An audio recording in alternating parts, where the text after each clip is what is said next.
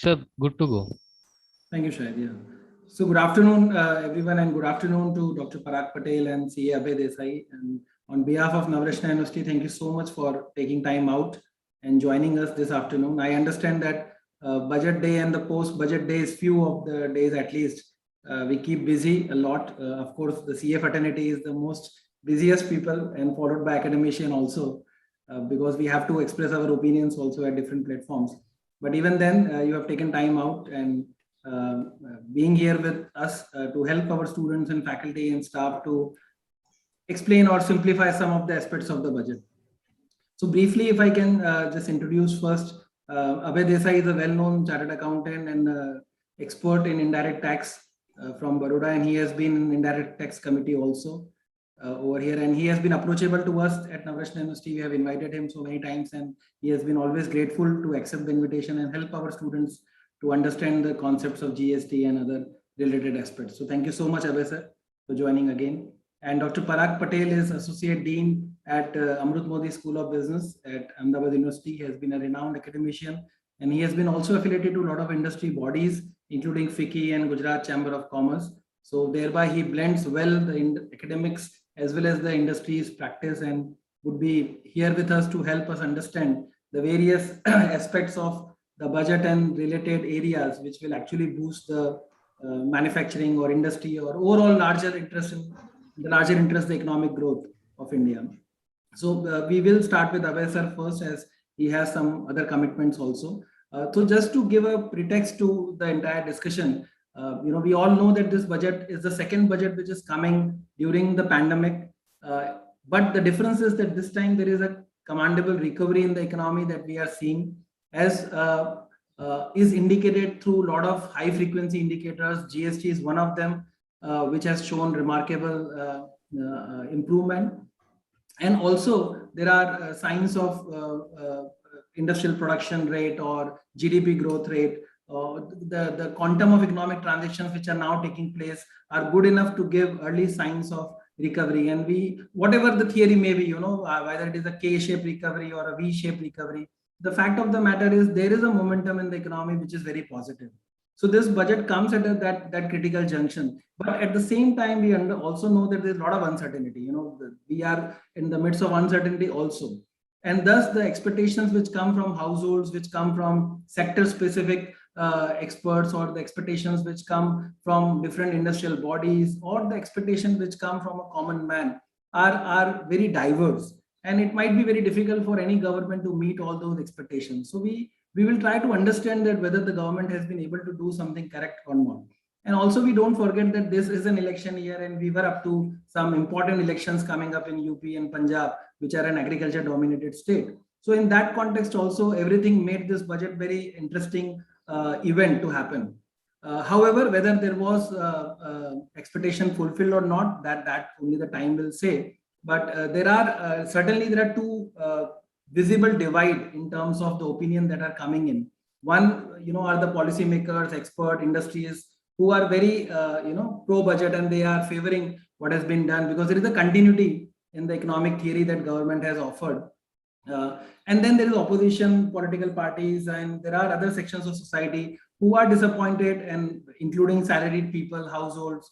So these two are very, very visible diversions that we are looking into this time. So let's see and try to understand with our experts that how far the government has been able to successfully justify the issues and the environment in which we are into. So Abhay sir, starting with you, GST is of course one big thing which came, and we saw that how finance minister took an additional paper and read some additional data for the record-breaking GST collection that happened in January. What does that indicate as a tax expert to you, sir? Yeah, so basically, I believe it indicates two large factors at play. One is, of course, the recovery in the economic activity, because it's a consumption-driven tax. So as the consumption improves, certainly the collections are bound to keep pace with that consumption. Because if you see, as such, there has not been much tinkering as far as the GST rates are concerned over a period of years. So basically the improvement is largely on account of increase in the economic activity. But there is another factor that also needs to be understood here. If you see the entire GST law when it was implemented, the entire aspect of how can you avail the input tax credits that you pay on all your inward supplies, because it's a big factor in the GST collection, because if the businesses take more credits, certainly the net collection to the government to that extent goes down. So as when GST was introduced, in fact, the system was very much lenient. It was entirely based on self-assessment. So you were free to take the credits which you found to be admissible. And people indulged in lots of fake billing activities, bogus billing activities. If you see, every day we used to see in the newspapers somewhere GST department busting some fake billing rackets and then arresting those persons and so on and so forth. The moment GST Council recognized this fact that the system is too open to play around, they started tweaking the rules. So it all began in 2019, where they started putting certain restrictions as regards to availment of credits. That reached the climax on 1st of January this year, where the law says that only if the corresponding vendor has admitted the liability and uploaded those invoice related data in his statement, then only you will be admissible for the credit. So that is a big factor towards the increase in the GST collection, because that kind of a strict control certainly has pushed. In fact, even we have seen at our clients' records that over the last period of 3-4 months, the outflow, although business activity has certainly improved, but as compared to that, the outflow has also improved because of this second factor of putting a lot of restrictions as regards the claim of credits. So these are two, I believe, major drivers. Right. So there has been a lot of formalization of the entire process, and that is in the larger interest of the economy also. Yes, yes. In fact, in this budget, what has been proposed is a total recast of this system, where now what they are saying that the credits will be permitted, not just when the liability is accepted by the vendor, but even when the vendor has discharged the tax. So because at times we see still certain rooms are available where certain miscreants try to play around and take some advantage. So we have seen a very stricter regime, and going further on the GST side, the view of the government is very clear that they want to make it still stricter, put as much restrictions as possible to avoid GST frauds. Right. And that certainly will lead to higher and higher GST collections. So that is what I wanted to ask you, that with the stricter and formalization of the structure, because you have clients in industry, so do you see a positive aspect of this in terms of more GST collection, or will it will lead to ultimate evasion? No. So largely it will be positive, because now evasion basically is extremely difficult, for the reason that the government gets data from multiple sources. All the filings are on an electronic platform. Government is doing a lot of data mining. In fact, the quality of queries that the government is now putting across to businesses is far more refined, far more to the point, far more specific than the general approach that used to be the case when adequate data was not with the government. So evasion is not I'm more worried about, but I'm more concerned about the honest taxpayers, because with a stricter regime on a larger side, it is positive for a law compliant taxpayer. And that is what the finance minister applauded also in the House of. Right. But somewhere I find that there are certain businesses who might make some, we can say, unintentional mistakes, or may face some sudden liquidity crunch or some. Those businesses also will be severely hit because of this tighter regime. So perhaps some kind of exceptions we can see, maybe because once these proposals get ultimately translated into law, we'll see some kind of a balanced approach going forward. And Abhay sir, if I can ask you about this phasing out of the concessional, duty, right? And that is in order. We understand that it is to boost the Make in India theory. But overall, how does it look to the indirect tax collection and the larger picture of India's international trade also? Right. So if you see, basically, this time they have not given any specific number as to the loss to the government on account of this change. I believe that it will be a net positive for the simple reason that, look, whatever exemptions that were right now available on the import of certain capital goods and project imports, which are specifically catering to sectors like coal mining, railway, metro.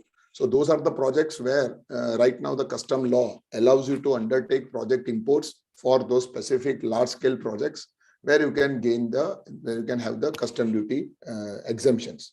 Now, what has been proposed is that they want to do away with all these exemptions for the simple reason that they want to give a level playing field to the domestic manufacturers. So net, it will increase the custom collection. If, let us say, the domestic industry is not able to meet the demands, which will now be required to be met on account of this change. Even otherwise, there will be an increase in the customs collection because all these projects are of such a scale where overnight you cannot take the decision of modifying the execution based on the impact of custom duty. Right, because in this budget, the only tax or only duty that has changed is on the custom duty. Otherwise, the taxes more or less have remain the same. Yeah, absolutely. And custom duty also, if you see, we should applaud the government for the reason that whatever they are proposing, not only in the present bill, but even in the past, over a period of last 3 years, it's a very focused approach. It's not an approach as in based on some demands of some certain group. Government agrees to their demands and tweaks the custom rates or policy based on that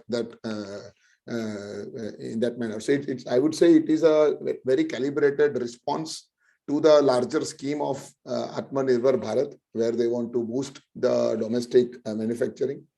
And I certainly feel that with this focused approach going forward, certainly changes are not yet done. There are a lot of other customs exemptions which will need to be reviewed. And plus, here not only there is a role of a tax expert, but there is also a role of an economist, because by removing the 7.5% or 15% cost, will it make the industries competitive? Because you need to balance this approach with other incentives under the PLI schemes, because it has to work in a collective manner. Just change on the customs front will not be adequate to really... it may turn out to be a bottleneck in terms of their supply chain or their acquisition of raw material and other things. So it should not happen that way. Correct. I'm sure the government would be conscious about it. Yeah. It's multi-pronged approach. Right. Any other point do you think that has been highlighted and from your expertise that you would see in this budget? See, on the GST front, as we discussed, a major issue is the tightening of the system and formalizing of the economy as we go ahead. On the direct tax front, I can only comment that there is this tax on what they call it as financial assets, other than RBI currency, which indirectly they are referring to these digital currencies. But they don't want to name it because they fear that by naming it, someone may take a view that you are regulating it. They really do not want to say those are assets, but at the same time, they want that appropriate tax be paid. So on that side, basically what my only observation would be that there is no objection to taxing the gain. But then the government should also allow the losses to be offset, because the basic principle of income tax law is that it is a tax on income. Income may be derived out of whatever source that is available to that person. But somewhere down the line, mixing the basic principle of income tax with the policy of not encouraging trade in such currencies may not be fair, because this will then open up certain other areas where tomorrow some other policymaker feels something else to be done and uses tax, either income tax or GST, as a tool to achieve that purpose. Should not be the case. This tax have a legacy. There are some foundational principles on which both these taxes are based. And if you start altering those principles, then it only results into disputes where again courts will have to step in, express their view. So that should be, I believe, could have been avoided. To the government at this stage, because this is just the first step they have taken, and maybe in future as they formalize more on both the digital currency as well as the structure for taxation. Maybe the amendments may come, maybe not this year, next year. Yeah. Sir, Hitesh, sir, may I just wanted to add a point that they have said that it is also considered to be a growth budget. That is, it will actually increase the growth of the economy, the path on which the economic recovery is at right now. So I just wanted to ask Abhay sir, if do you really think that the kind of budget that we have, it will actually increase the recovery rate that we are at right now? Yeah, I certainly hope so, because the kind of capex that we are seeing in this budget is mind-boggling. In fact, that kind of capex by a government was unheard of. So it's a huge positive. Plus, this focused approach of promoting domestic industries again is something which is huge positive. Not bringing a new tax is itself a positive. We may crib that you are not lowering the taxes, but not adding the tax is also a big positive. Right. So, Abhay sir, just one more thing. May not be in the scope of budget, but about the petrol and diesel as part of the GST. Your views on that, because that is something that as a faculty, as a academician, we also keep facing from the students. So, I will take this opportunity to know your view. That will there be any possibility of bringing it, or what are the pros and cons of not bringing it into the GST? See, this question is completely a political question for the simple reason that if you see the state's revenue from these two items, it is almost 60-70% of the budget. Right. So no state, in fact, would be willing to sacrifice that chunk of revenue in the hope that once it gets included into the GST ambit, they will continue to get that kind of a share. So in that, no state would take that uncertainty because you look for the government. If you see even the budget, I often tell to my team that if you see the budget, normally when we do our budgets, we start with income and then we go on the expenses. So we see what I would earn and then I plan my expense. If you see the government's budget, they always start with the expense first. And then because for them, income is assured. They have taxing power under the constitution. So income is assured. So from a state government perspective, when the expenditure cannot be curtailed, if there is an uncertainty on the side of revenue, no state government would be willing to sacrifice a 60-70% chunk of the revenue and take that uncertainty. So I don't see that coming into GST in a near future. Thank you so much. Abhay, I have a question. If sure. Dr. Bhatia allows me to indulge. See, the point that you are bringing out is a very pertinent one about the principle of levying taxes. So if they are taxing gains from digital assets, they should also allow to offset the losses. There's one more thing that government has done. So because of this search and seizure and then, discovery of concealed income, there also they have said that, when a new or concealed income is kind of unearthed, you will not be able to offset any losses. So are they trying to equate gains from digital assets to illicit wealth? I mean, is that philosophy at play? See, there is a difference because in case of income that they unearth during search, what they are proposing is that, let us say if you are having some opening balance of a carry forward loss, let us say of 2 crores. Now department finds out that you have earned 5 crores and you have not accounted for that. So now they want to tax that 5 crores. Now what they are proposing is that you will not get the benefit of 2 crores. So 2 crores will still continue. Maybe in future, when you get some the legitimate income, you can still claim that benefit. For the present, on 5 crores, we'll take the full tax, we'll take the full interest, and we'll take the full penalty. So there is a consequence of penalty attached with tax. In case of digital assets, there is question of penalty is not there. The question is that in a way, what they are trying to say that we do not want to encourage this trade and to kind of create a disincentive. We are saying that we'll not allow loss, but we'll be a partner in gain, but will not be your partner in loss. So that is the message coming out. So the principle is compromised, whereas in the search and seizure, it remains intact because you are not mixing the two. you can anyways carry forward your losses for the future. See, search and seizure, again, I would say stands on a slightly different footing, because that is something which as a society, we do not encourage someone hiding the wealth. So there is no objection to that proposal. In case of digital assets, the transparency is not the question. The question is the losing of the right by the formal bankers over the currency is the fear. So, great observation. I think this will end up in courts. Yeah, certainly. Yeah. Thank you. Yeah, thank you so much. Commitments. Thank you so much. Right. So Parag sir, your first opinion overall on the economics of this budget.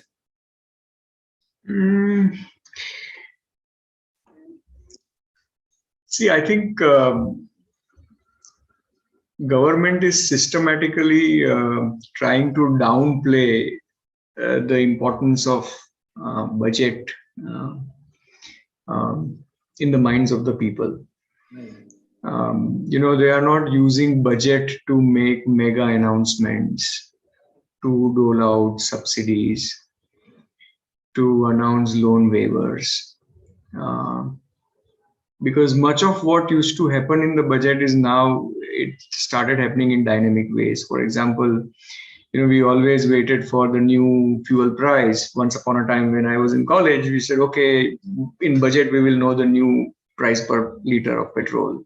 All indirect taxes used to change in the budget statement. Right. So now, it's dynamic, and therefore importance of budget is systematically reducing. But I think it's a big opportunity for the government for signaling what is on their mind. It triggers a lot of policy action. It triggers a lot of reform action. And it also, kind of sets the direction of the plan of what government intends to do in the next foreseeable future. So my sense of budget is, I think, absence of bad news in some of the events does qualify as good news. So, this budget doesn't do any harm, and as many industrialists have put it as no harm budget. So I would also say this is a no harm budget. My economics have not changed. As a common man, a middle class person, I thought that, I'm going to have at least 20 to 30,000 in saving of taxes, but nothing happened.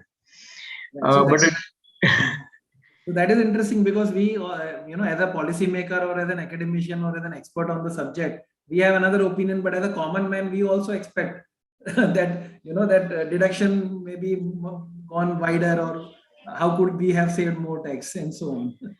But having said that, I think all of us, as well as the investors, as well as the national and international observers, they would appreciate a steady, predictable tax regime. In the long run, it does it does a lot of good. It facilitates big decisions. It helps people stay invested. And I think that's the good part of it. I think this budget was very low on communication around health and education. When you look at the fine print, both health and education allocations have increased. And they are explainable, but probably Madam Sitaraman chose to remain silent on it, and it really, gave a lot of firepower to some people that government has done nothing for health and education. But when I saw the fine print, I saw a systematic rise in allocations. We'll come to that going forward. But I think overall the budget is quite good. I would rate it about 7 to 8 on 10, and all of us. We did not save on our taxes, but I think we will benefit from the gain in our wealth and incomes going forward. So that is the difference. I have been telling this at a lot of places, that we will have to understand that budget gives a macro picture direction or a macro direction to the country, and what the problems we face at the grassroots level, or in our neighborhood, they are not maybe directly in the context of the budget. That maturity people will have to develop. And I think in the last few years, that is what, as you also said, that government is doing in its efforts to not make budget as a dynamic event, and do things throughout the year. So coming to some numbers, it's a nearly 40 lakh crore of budget.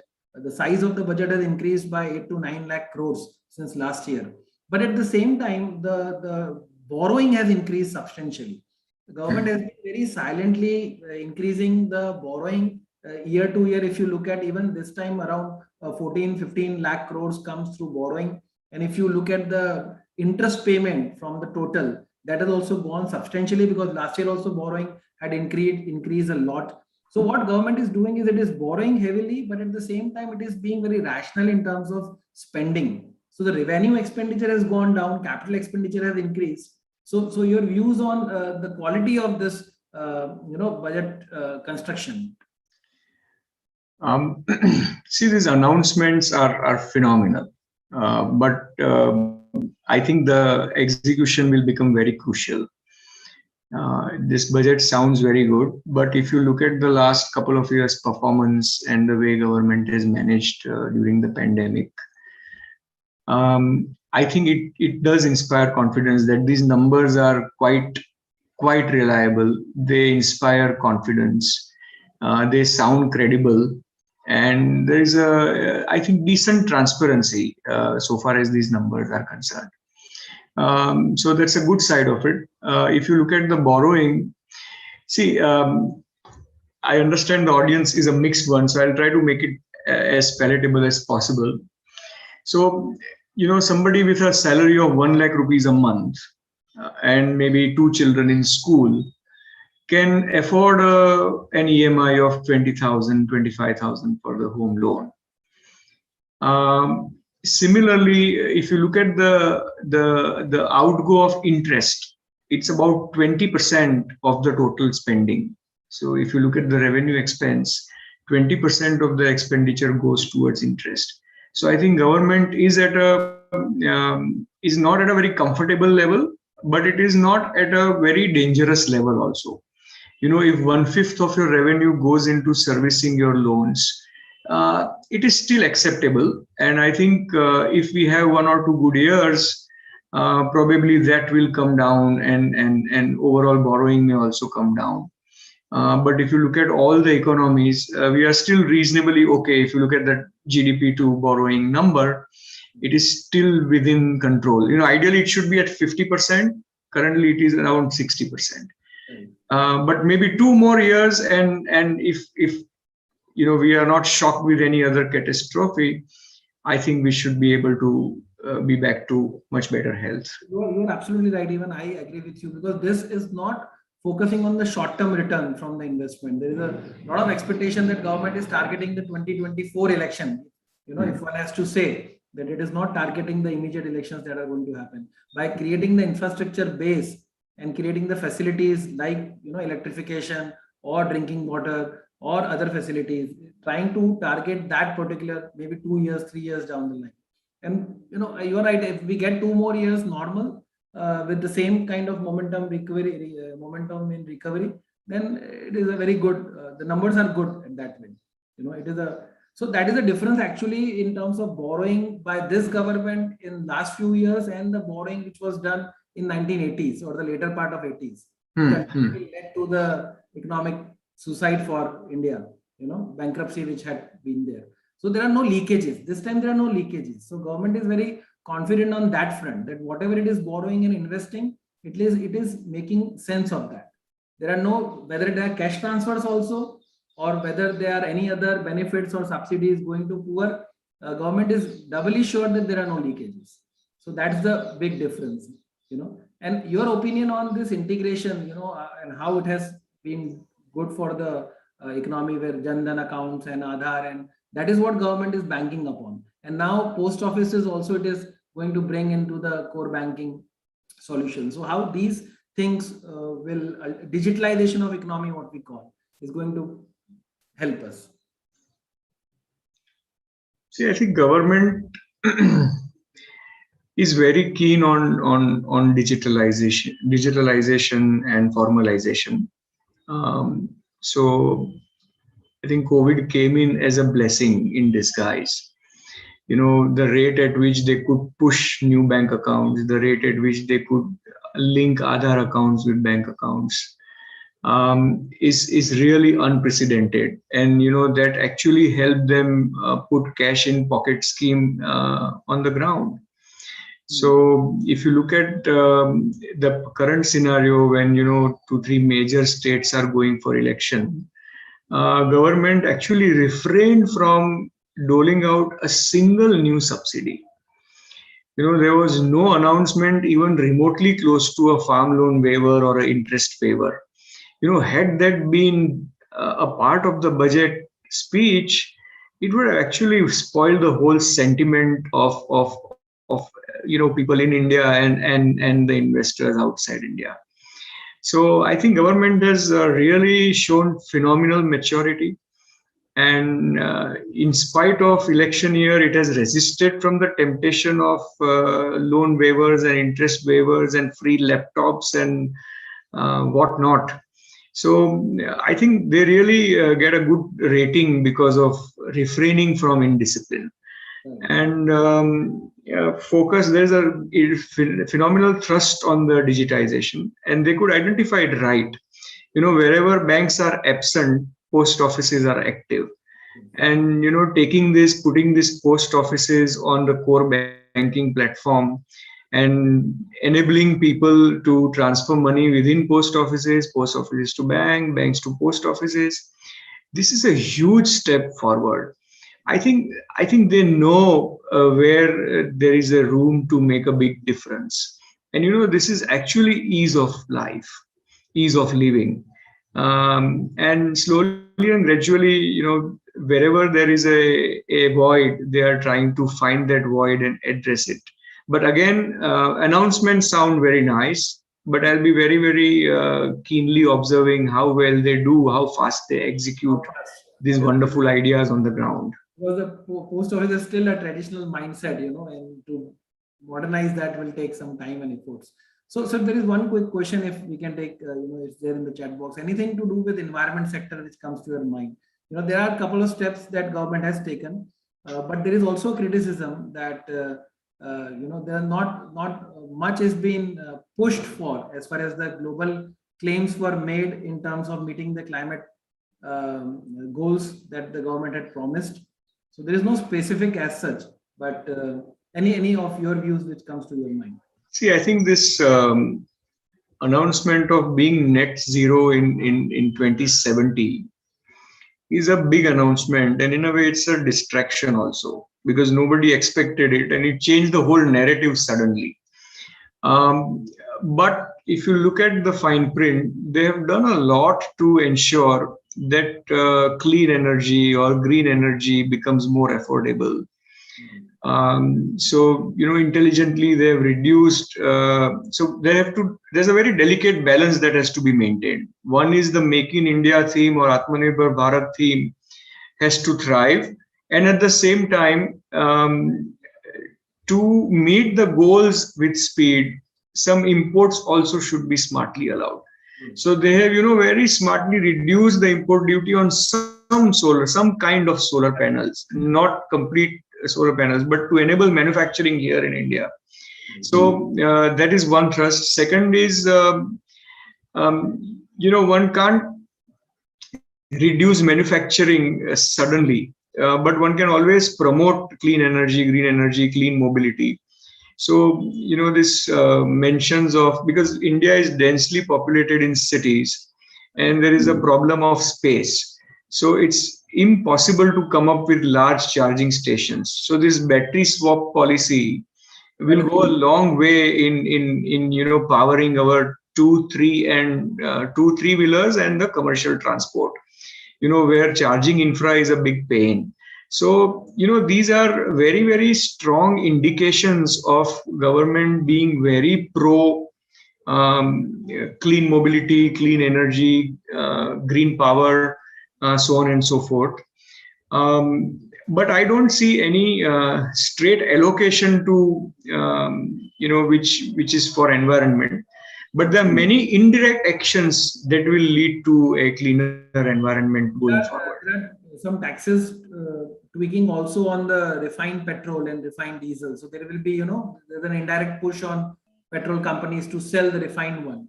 So that is also there. But yes, you are right. But that is also because in the last few years there was good allocation, whether it was on Ganga Mission or it was on the Swachh Bharat or whatever. So government has done in the last few years. So not every budget may have equal focus on all areas or all aspects. So that may be that benefit. I had a question. Sir, regarding the middle class, there is a thing that for middle class, we didn't have much as far as we are concerned. But, sir, is there a possibility that they are trying to reduce the income parity that is there between the super rich and the below the poverty line so that everyone comes to that middle class level? So, is there a possibility that that is what they are trying to go towards through the budget? No, in that case, they should actually put a rich tax. Okay, if they want to reduce the inequality or if they want to really do the redistribution of incomes, not the wealth. But if you look at it, our tax on the richest Indians is about 42%. Yes. With all the surcharges and all. Yes. So, which is quite, it compares to some of the top 5 or 7 countries in the world. Yes.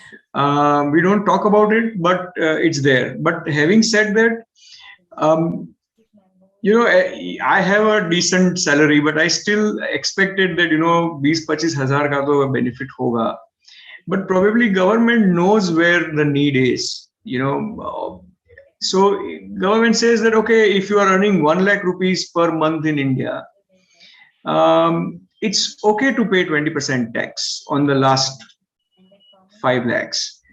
That's the stand government has taken, and maybe it wants some more time to shift the slabs, or maybe as a policy, it may say that, okay, whatever slabs we decide or announce, we'll continue to those for 3 years and only revise once in 3 years, rather than keep tinkering it every year.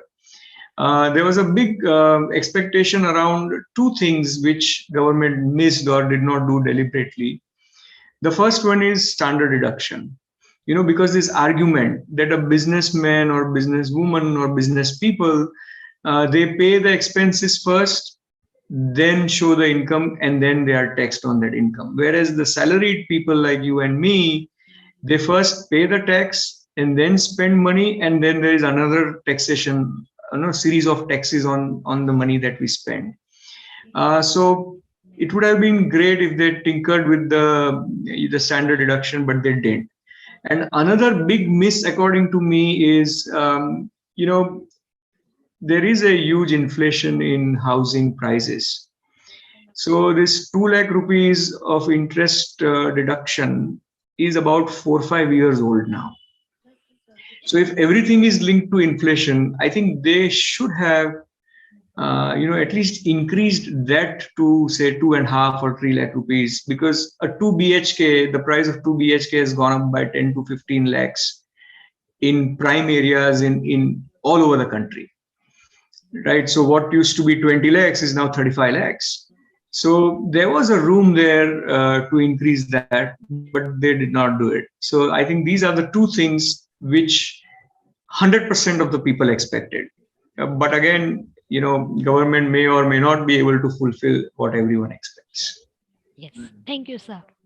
And I think as far as the tax slabs are concerned, currently we are at the very low tax slab historically. So, there has been in the last few years a conscious effort to bring it down to the lowest point. So, of course, we always hope for lower taxes in future, but one has to acknowledge that fact. So, this is another question that is there in the chat box, that this 30% tax on digital assets is a demotivating factor and discouraging people to invest in crypto. See, it's a very crypto and all digital assets is a very tricky piece.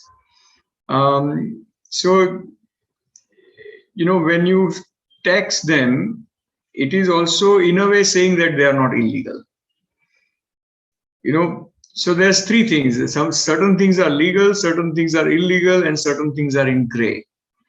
So when you don't say that they are legal, may not also mean that they are illegal. It could be something in the middle.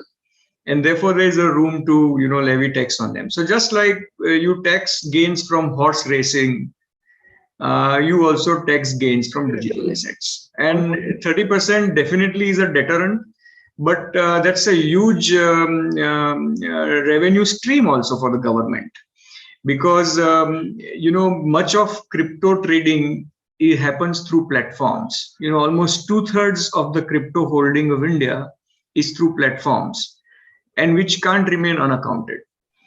There also you have a parallel economy where crypto trading happens by exchange of black money, but majority of it is retail and is through platforms, and it is disclosed. So I think that also will result in a huge revenue stream. It could be anywhere between 5 to 15,000 crores of tax revenue. And it is to bring parity also. For other speculative assets also, I believe the tax rate is 30%. So, this is also in speculative earning. So 30%, why? Because it has to be at par with other similar scope of earnings. But to answer the question in the chat, I don't think 30% will demotivate. Had it been 60%, it would have demotivated. And it is actually legalizing what you also said. It is now the asset is legal. You pay tax and you take it. It's like this. Before that there was a gray area whether it is legal or illegal. It has made it more clear now. So we would still maintain it is not illegal. No, it is not illegal in that sense, because you are paying taxes. So and the best thing is that being a very important economy in the world today, India has not banned or prohibited it. Government is still allowing it. You do it, you pay taxes, and you continue to do it. So that's a good sign actually in that sense. And similarly for digital currency also, we would be the first country if we can come out timely on that to do that. So it's a very right step in the right direction in the economy. Your views on digital currency? My views on digital currency. How will it be a game changer, or looking at how the payment digitalization is now penetrating? So will this also contribute to that? See, there's a fundamental difference between the cryptos and a sovereign digital currency. I think we all know as academics that a sovereign currency has an underlying asset, but these cryptos, they don't. But I think digital currency, we are already halfway there. So it's like opening an account without a checkbook. Okay, so tomorrow if banks come out, RBI comes out with a policy that, okay, you open an account in a virtual bank which doesn't have any physical branch, and you will never have a checkbook. Okay, so you manage your money through an app or a website or a portal. That will be India's version of digital currency. So I think we are halfway there. Only thing is RBI will open one, new bank or some institution. Some name also to that, Yeah. So I think it will just reduce the transaction cost, because today these cryptos of the world, the single biggest argument is that the transaction cost is close to zero. Okay. So I think once government has its own digital currency, it will dramatically result in dramatical reduction of the cost, and because of that, that may become the preferred currency for many forward-looking Indians who have large transactions, and 0.5% here or there can actually result in many millions of billions. So digital currency does hold a great future. I think if done well, India may be it may actually change the world of traditional banking. Certainly. Sir, I had a question. So in the budget, we saw a lot of new ways in which, for example, SMSCs, and they were given better. I mean, they were given more help. So and a lot of other projects were also being given impetus through PPP models. So are they giving more importance to the privatization or private sector? Is it possible through the budget? 2-3 points here. I think in principle, government believes that you have to be minimum government and maximum governance. The intent is clear. Once upon a time, it was important for a country to have a national carrier. I'm talking about Air India. But once there is enough competition and there are enough players, I think government has no business to be in the business of airlines. And it was a very, very complex transaction, but they could actually get rid of it. So whether they are pro privatization or otherwise is a matter of debate. But there are certain non-core businesses where government is best absent. So I think wherever they are in such non-core things, they should systematically get out, of course, at a very prime valuation. And public-private partnerships are there. I think many highways, many large infra development projects today are a public-private partnership. And government has resources, and private players have the intensity to complete projects on time, really do it quickly at a very, very competitive cost at times. So I think PPP is here to stay, but you will see government exiting from many, many non-core things in the times to come. I also wish to add one more point here. See, government fell drastically short of the disinvestment targets in last 2 years. Okay, the year before last was a bad year. They could do only 15% of what they committed or budgeted. But their COVID could be the reason. Even in the ongoing year, they have only done 10,000 crores. If LIC does the hope is that LIC IPO happens before March ends, and they do about 65 to 70,000 crores of fundraise through 5% dilution, and that will help them meet the target. But I am very happy that the sanity prevails. They could learn that we are announcing, but we are not able to accomplish it. So this time they have put a very reasonable target of 70,000 crores, roughly. I mean, few thousand here, but accurate number I don't remember. But it's between 65 and 70,000 crores, which is a very reasonable disinvestment target. One probable reason could be that they don't want to say, but they will continue the efforts. So that's a cushion that they've created for themselves. Right. Thank you.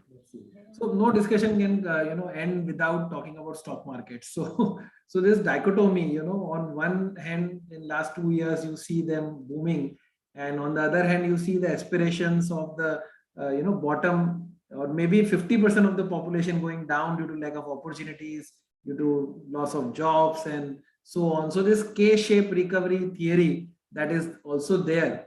As I said, which letter you take for recovery model, whether V, W or K, that depends also on your perception of how do you look at the data.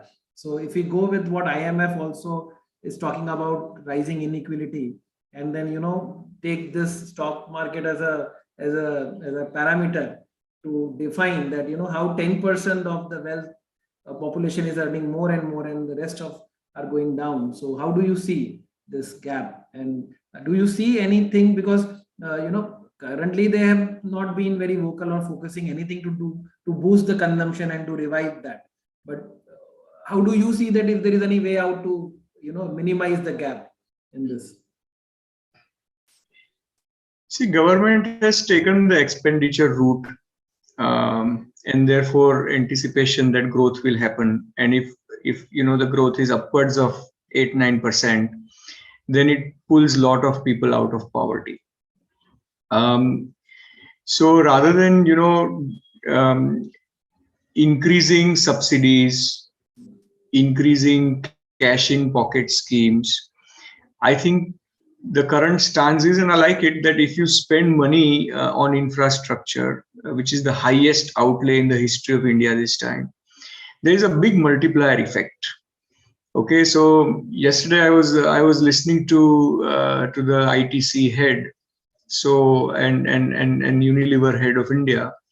They say we have always witnessed that whenever a new road gets built, our sales go up phenomenally in that pin code.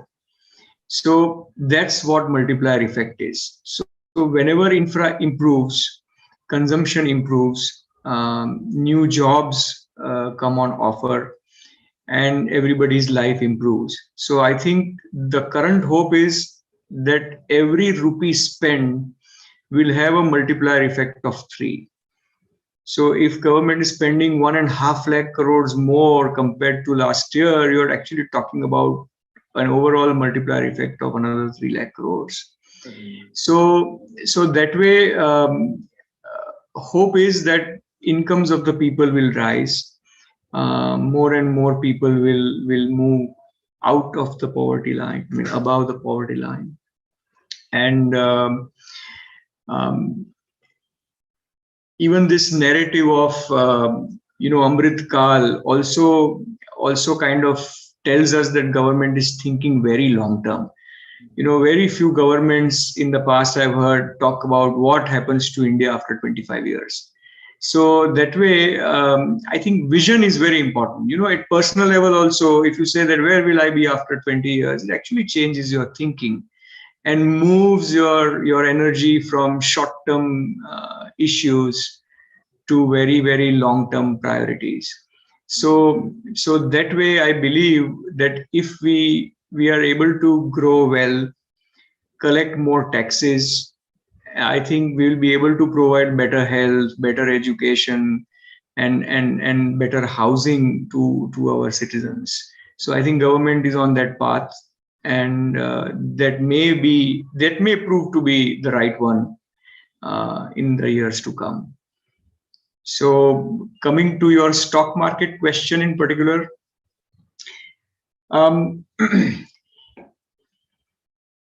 again, long-termism. Will markets be higher when next budget speech is happening? I think they'll be higher. So it will never be a straight line. It will always be a very, very rocky line. But I'm sure that markets are going to be much higher. In fact, IPOs like LIC will give some room to new investors. Just like a large IPO results in 2-3 million new demat accounts, I think LIC will bring at least 1 million new investors into the market. I'm seeing a high rate of conversion. People with one policy linking their PAN account and then PAN number and demat account so that they can apply for the IPO. So I think markets will do well. There are definitely pockets of overvaluation. Yes. But my suggestion would be that anybody who is relatively young, under 40, must have exposure to the markets. If you are not well versed, please follow a mutual fund route.